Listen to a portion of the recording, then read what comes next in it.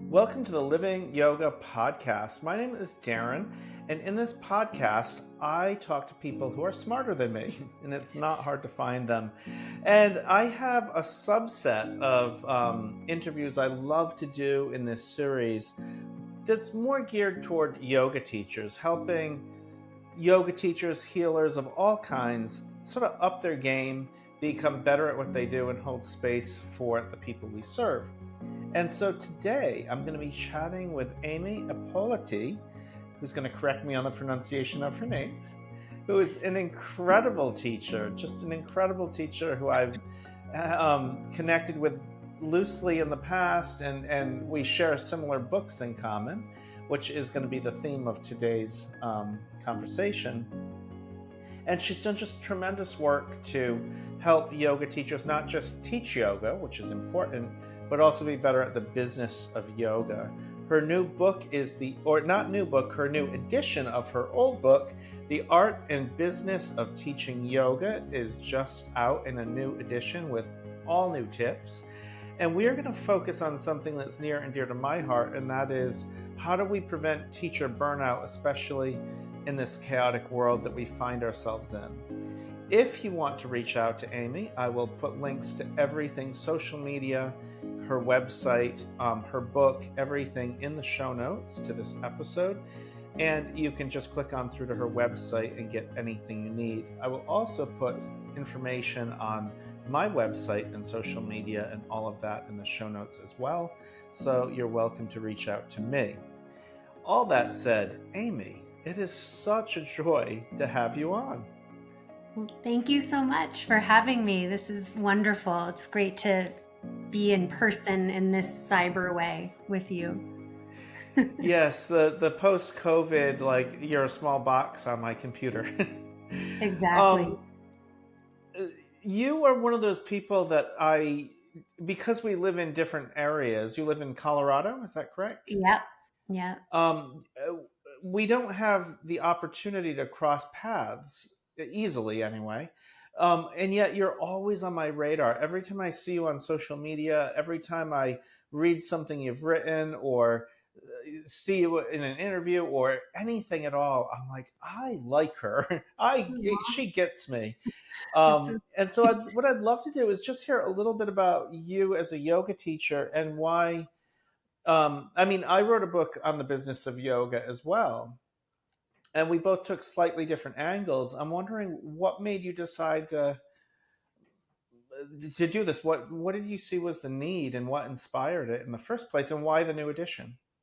Yeah. So the first edition actually started for me, like the sort of rumblings of it started way back in early, I would say 2001, when I had graduated my first few groups of teacher training students and was finding that they were having such a tough time getting jobs. When I entered the yoga world, I was having a tough time getting jobs because yoga was so unpopular.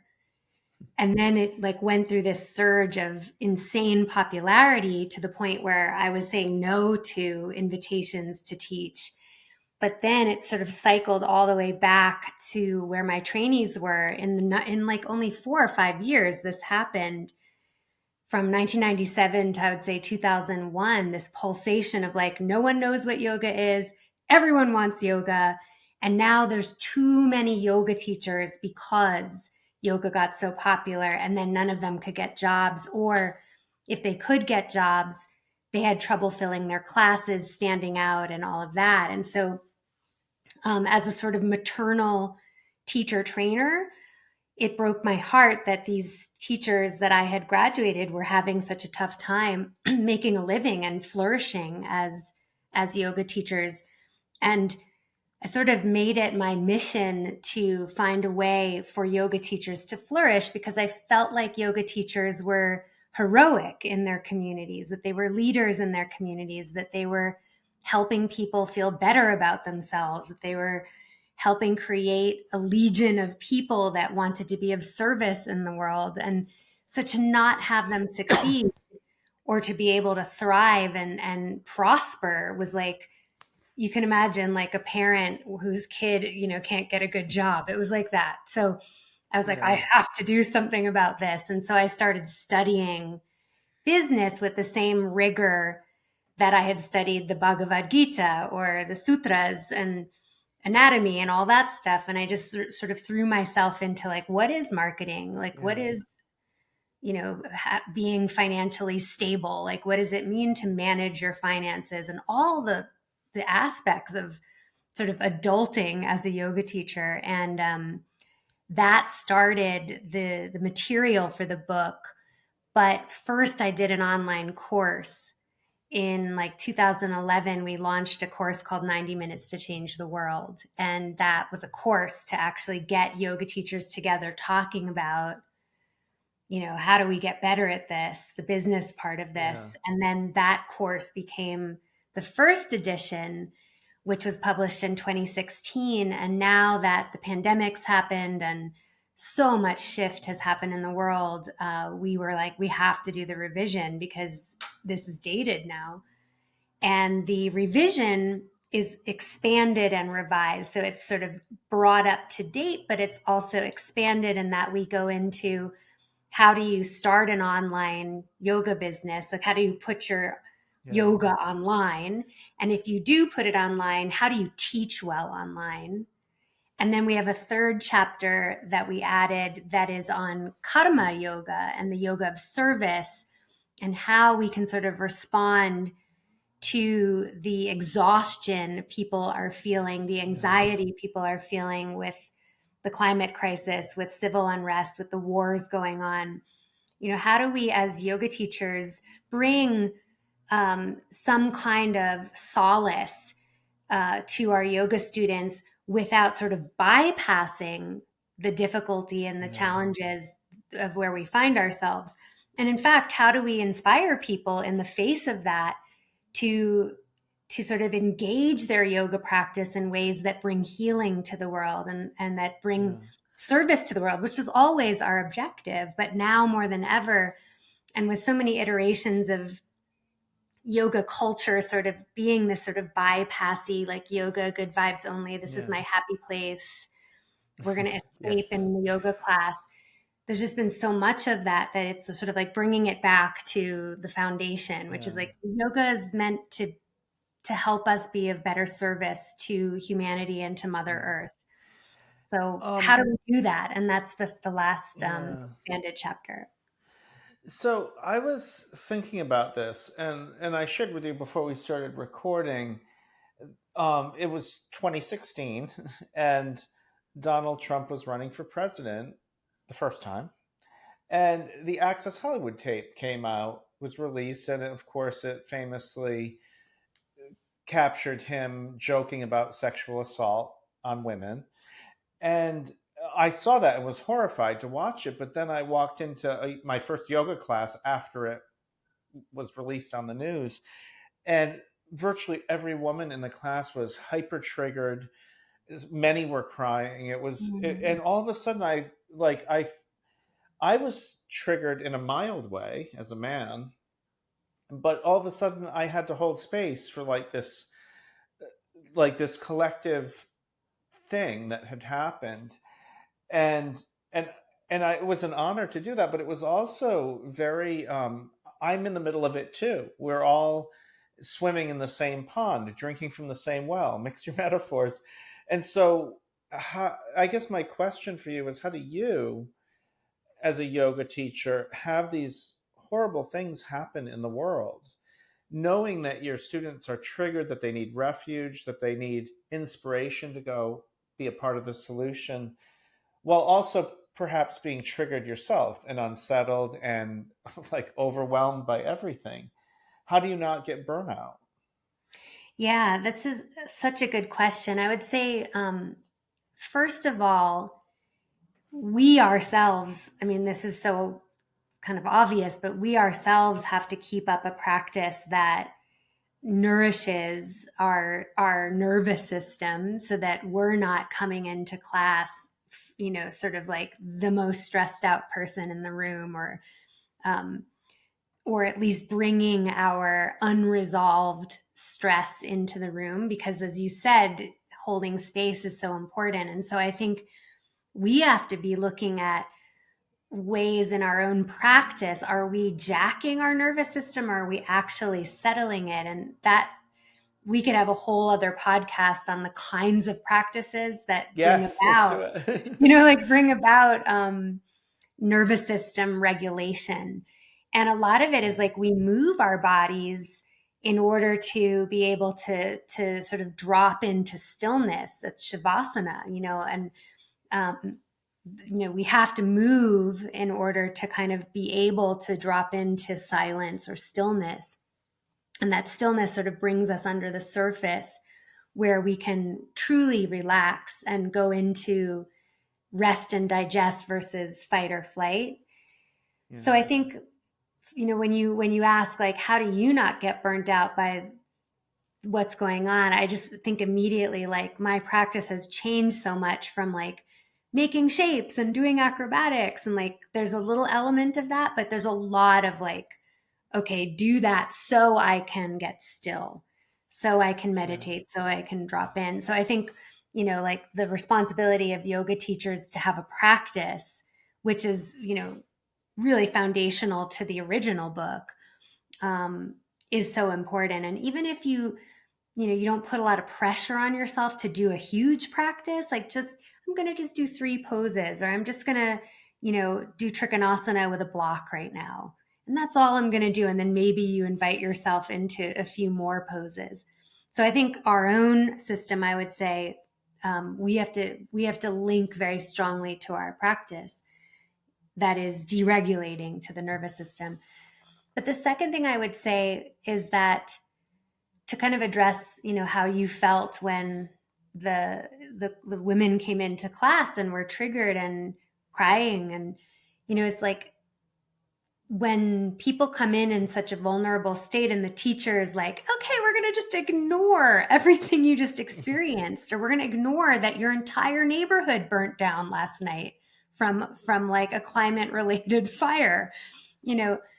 That's very, like, at this point, it's very it's almost like when a toddler's having a tantrum and you're like, stop crying, you just tell, like, you like whack them and say, stop crying. It's like suppressing, someone's like this child's emotion. So there needs to be a moving through of emotion and frustration and anxiety. And so um of course, moving the body and being the guide for moving the body is going to help your students to sort of like process those emotions and whatnot.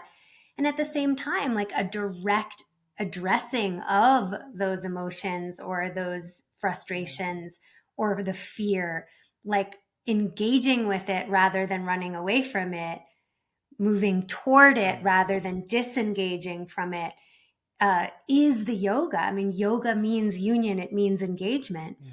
So, how do we do that in a way Yeah. that isn't like a Debbie Downer for folks, right? But is super uplifting. And that's what I get Yeah. into in the book. And I can Um, talk more about that here's too. here's a question for you, and I think it's Mhm. it's a needle that every teacher might thread differently. But on the one hand, you know those classes you go to where everything is hyper political, and it's just Yeah. like it's almost like activism on the yoga mat, um, to the point where I'm not getting that refuge from the 24-hour news cycle. Like I really need to stop thinking Yes, about what's happening in Israel and in Palestine today, in Gaza, because it's just I just need a few minutes to catch my breath. for sure. And teachers that bring all that in can feel too much. But then there is, as you described, the spiritual bypass teachers that are sort of like, namaste, it's all good. And Yeah. where is that line between acknowledging what people are feeling and experiencing, but also just not like re traumatizing them by bringing the thing they need a little breather from into Yeah. their yoga I love practice? how you phrase that. I love how you phrase that middle place, because that's exactly what we want to do.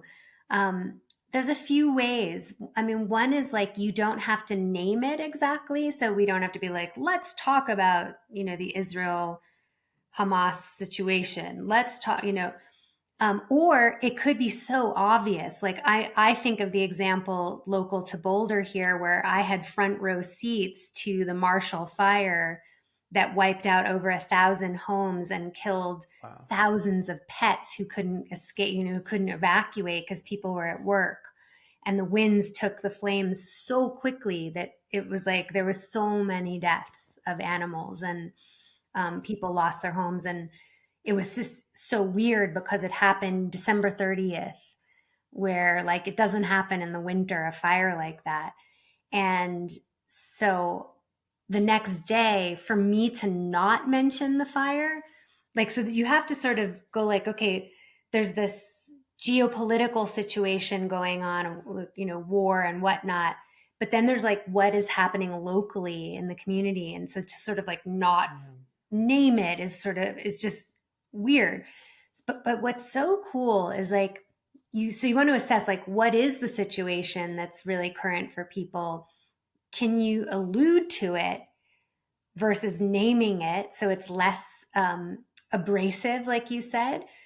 But Yeah. then the second thing is, how do you treat it, and how do you make it yoga? How do we make it into yoga? And so what I think about is like, and I'll give the fire I love example. that.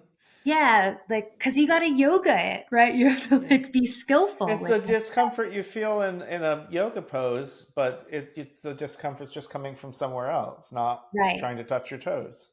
right. And so what I Go on, think, I like, interrupted you. I was excited. yeah, no, I'm psyched. Um, the fire example is like, so when that happened in our community, there were local heroes that sort of sprung up. People started saying, bring, winter coats to my front porch, and I'm going to bring them over to here. And like, the way that the community sort of rose up and collectively supported those that lost their home. And I think then about like some of the virtues that showed up in that moment: generosity, kindness, thoughtfulness, Yeah. compassion. These are all yogic virtues that we could explore as a theme. So we don't even have to talk about the fire, although we might mention it at the beginning. We might have a moment of silence for the Yeah. folks that lost their home. That's a really beautiful way of bringing or making yoga out of the situation. And then we might feature some of these virtues that came about. Yeah. And I think of the like, and that's the theme of the class. And then I Mhm. might think of like, if there's a war going on as there is now, we obviously pray for peace. We pray for the cycle of violence to be broken. Um, there's so much you can do in that moment to focus on that's really uplifting and positive. And Yeah. so that's those are some of the ways, is like, make it a class theme, acknowledge it to Yeah. the degree you feel is appropriate, but then make it a class theme, like the positive parts of it. I think about the Yeah. climate change stuff, like getting people stoked to compost, or like getting them stoked Yeah. to plant a garden, or to support the farmers market. Like there's so many cool things. Like, how could we give back Yeah. as yoga practitioners? How could we make a better world and turn it to them? What do you think? And somebody might say, well, I donate to this one organization, this local place, and people share ideas. So you can make it so Yeah. interactive too. Um, I, you're saying something that I've been musing about, and I started doing this years ago. When I started bringing groups to India, because when you go to India, it's this gorgeous, beautiful culture and country, but the poverty is heart wrenching and overwhelming, and it's easy to be just depressed and distracted by it. And Hmm. so I started integrating right into the retreat a volunteer day at a school that I supported. And it was a school for the most marginalized kids in India to break that cycle of poverty. And it was interesting, like, we didn't solve poverty in India at all. We didn't even come close, drop in the bucket. But somehow there was the action you're taking an action, even though it's not a solution. It's you're doing something. And I find that at the end of my class, if I give them an action item, donate to this charity, volunteer here, this organization needs coats, it gives them something to hang their hat on to say, okay, I'm not going to solve every problem in the world, but here's one thing I can do to ease suffering, just this much. That And is, it yeah, takes the edge off, you know? I have a totally. question. Can Excuse me. can I respond to that really You quickly? definitely. Bless you. Because in the original book, we talked about Seva, being involved in Seva as a teacher, being a way that you can bring more inspiration into your class themes because you're giving to something larger than yourself. You're not self-focused, you're focused on outward activities, and so that's a way to be really inspired as a teacher. But you hit the nail on the head too, that involving the students in Seva activities is a beautiful way to build community in addition to, Yeah. actually like drop in the bucket, like making a difference. Yeah. So, and that's a huge part of, Yeah. good teaching. And I love yeah, talking to you. I same, feel better already. same. Um, so I have one more question, and this one is a little bit thorny, so you can um, take this where you want. But it stems from something that happened recently, and that was Roe v. Wade being overturned. And I was talking to another male teacher, and he was sort of outraged that more teachers were not uh, like taking a more vocal stand about that issue. And I said, I hear you, and I think we all should take a stand in our own way. And I think some people, more women than men, I would think, are hyper triggered, right? This is not like a neutral issue. This is like an issue that is just, it has a lot of emotion for a lot of people. And they might not have the capacity at this moment to address it publicly or speak about it or even get out of bed in the morning. Like everybody's having their own relationship to that issue. And for some, it's easier than others. And I'm wondering if you have advice for us as yoga teachers who do encounter the inevitable issue that is personally triggering for us, like for me, and then to be sort of forced to address it, like a student asks about it or somebody says you should address this in your class or whatever. How do you maintain a boundary and say this is a place I'm not ready to go until Yeah. I'm ready to go I there? mean, this happened to me yesterday. Somebody messaged me on Instagram and said, why are you so quiet about the war and denouncing the bombing of Palestine? And there's a couple things with that. I think there's a pressure somehow with social media that everyone has to be like an expert on things that they're not experts on, right? So, just to use the war as an example, it's an incredibly complex history, as you know. There's so much complexity to it, it boggles my mind that, Mm.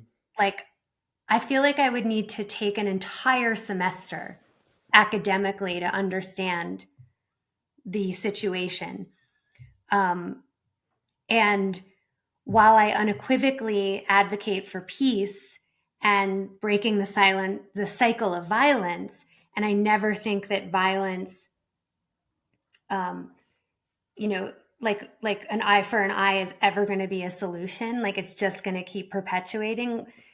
For me to make a statement about it, um, when I'm not an expert on that or a scholar in that regard, just feels sort of dangerous. To be perfectly Yeah. honest, um, I think that this you should do this or I'm going to unfollow you because you're silent is Mm. very it's what's the word? It's shaming. It's picking on someone who's actually on your side or like in the same movement, right? The Yeah. shaming of it though is what really bums me out.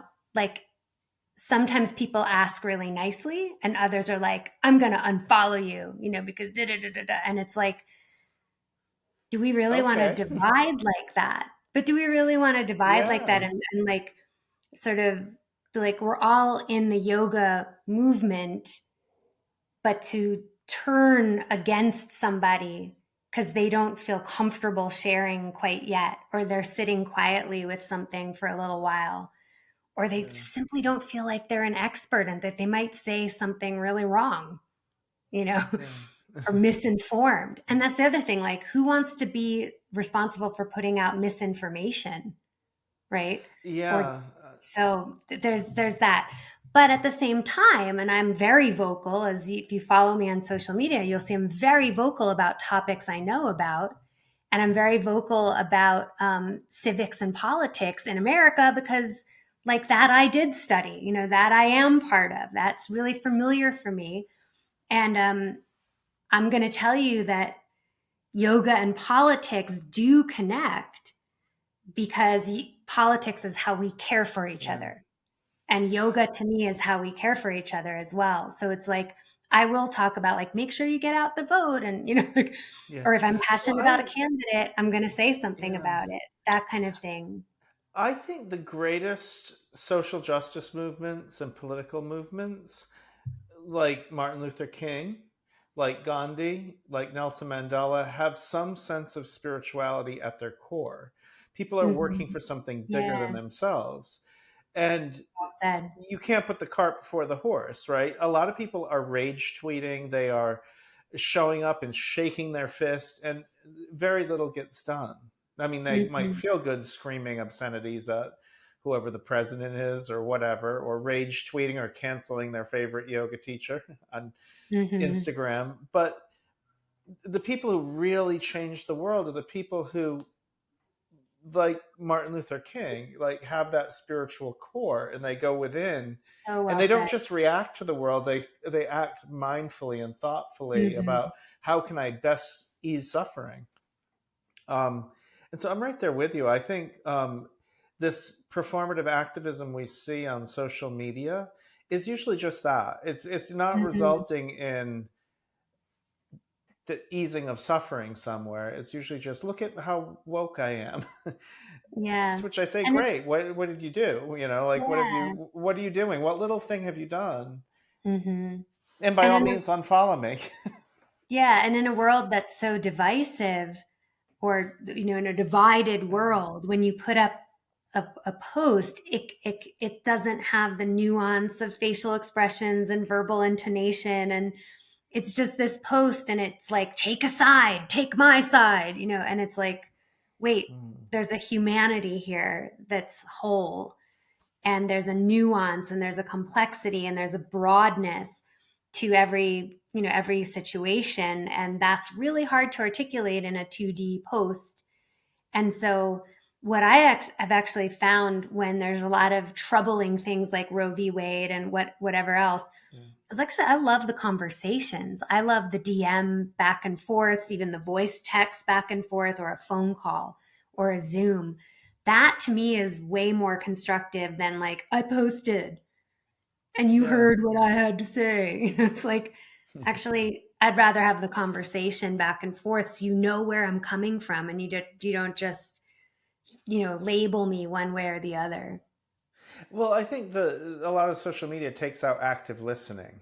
Mm-hmm. Mm-hmm. Am I really trying to understand your position, even if Totally. it's different than mine, even if I disagree with you at the Yeah. beginning, middle, and end of the conversation, or am I just trying to one up you and publicly shame you? And I think one is Mm-hmm. consistent with yoga, and the other is consistent with living an ego-driven life.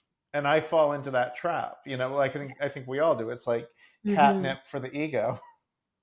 Yeah, and it's also like there's such a rapid news feed coming in and a rapid social feed that it's so easy to just like impulsively like, oh, share and like this, and not really think about what is that what's that post actually saying? Is it accurate? Is it the right information? Am I just reposting like a headline that's really clickbaity, or am I truly, like posting the facts here, so Yeah. it's all of that.